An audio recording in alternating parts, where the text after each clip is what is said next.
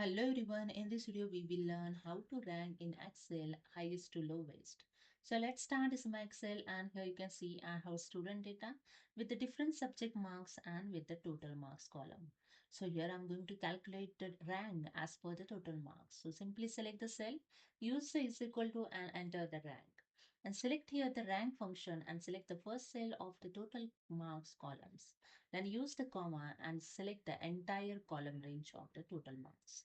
So I select here the entire column range of the total marks, F2 to F21. F is a column, 2 is a row number, 221 is a last row number. Okay, after that, press the F4 to lock this column range. After that, bracket closed and enter. That's it. Here, rank is calculated, and just select the cell and drag this formula below this cell. That's it. Here you see the rank calculated as per the total marks. So to highest to lowest rank, you can filter your data. Simply select the cell and use the Shift Control L to filter the data. Then just click on the rank filters and here click on the sort by smallest to largest.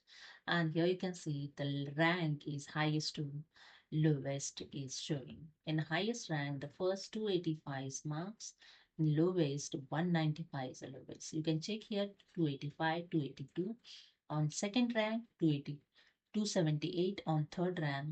So this is the way the highest to lowest rank is set. So hope you understood. If you like this video, please subscribe. Thank you so much.